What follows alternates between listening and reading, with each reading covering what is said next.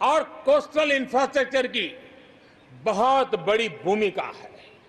आज हिमालय की चोटियां हो या हिंद महासागर के द्वीप, हर दिशा में कनेक्टिविटी के विस्तार पर जोर दिया जा रहा है। लद्दाख से लेकर के अरुणाचल प्रदेश तक बड़े पैमाने पर हमारे देश की सुरक्षा को ध्यान में रखते हुए नई सड़कें तैयार की गई हैं। देश में, मेरे प्यारे देशवासियों, हमारा इतना बड़ा समुद्र तट है, लेकिन साथ साथ हमारे पास 1300 से ज्यादा आइलैंड्स हैं। कुछ चुनिंदा आइलैंड के महत्व को देखते हुए तेजी से विकसित करने पर हम आगे बढ़ रहे हैं। आपने देखा होगा, पिछले सप्ताह 5 दिन पहले अंडमान निकोबार में submarine optical fibre cable project का लोकार्पण हुआ। अंडमान निकोबार को भी चेन्नई और दिल्ली जैसी इंटरनेट सुविधा अब उपलब्ध होगी। अब हम आगे लक्षद्वीप को भी इसी तरह जोड़ने के लिए काम को आगे बढ़ाने वाले हैं। अगले 1000 दिन में लक्षद्वीप को भी तेज इंटरनेट की सुविधा से जोड़ने का हमने लक्ष्य रखा है। बॉर्डर और कोस्टल एरिया के युवाओं के विकास, उसको भी सुरक्षा को केंद्र में रखते हुए विकास के मॉडल की दिशा में हम आगे बढ़ रहे हैं। और उसमें एक कदम, एक बड़ा अभियान हम शुरू कर रहे हैं। हमारे जो बॉर्डर इलाके हैं, हमारे जो कोस्टल इलाके हैं, वहां के करीब 173 डिस्ट्रिक्ट हैं जो किसी न किसी देश की सीमा या समुद्री तट से जुड़े हुए हैं। आने वाले दिनों में एनसीसी का विस्तार उन बॉर्डर डिस्ट्रिक्ट के नौजवानों के लिए किया जाएगा। बॉर्डर एरिया के कैडेट्स को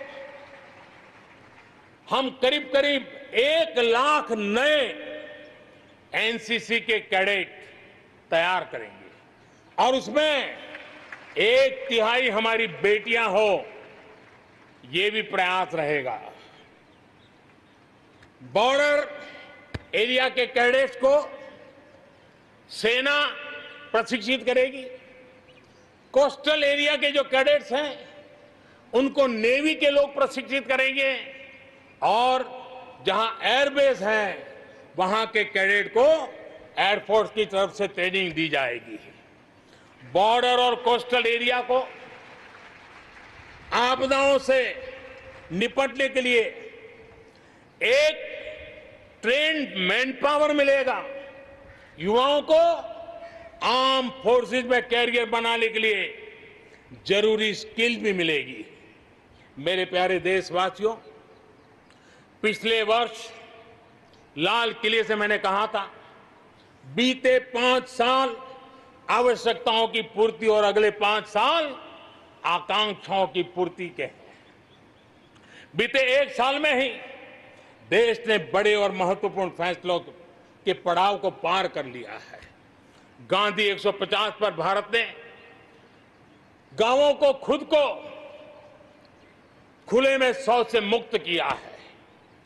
आस्था की वजह से प्रताड़ित शरणार्थियों को नागरिकता देने का कानून, दलितों, पिछड़ों, ओबीसी के लिए, एससी, एसटी, ओबीसी के लिए आरक्षण के अधिकार को बढ़ाने की बात हो, असम और त्रिपुरा में ऐतिहासिक शांति समझौता हो, फौज की सामूहिक शक्ति को और प्रभावी बनाने के लिए चीफ ऑफ डिफेंस स्टाफ की नियुक्ति हो, करतारपुर साहिब कॉरिडोर का रिकॉर्ड समय में निर्माण हो।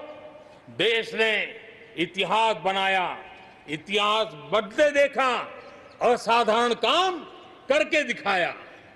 10 दिन पूर्व अयोध्या में भगवान राम के भव्य मंदिर का निर्माण शुरू हुआ।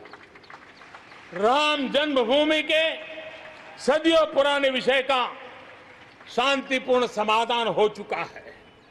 देश के लोगों ने जिस संयम के साथ और समझदारी के साथ आचरण किया है, व्यवहार किया है, यह अभूतपूर्व है और भविष्य के लिए हमारे लिए प्रेरणा का कारण है।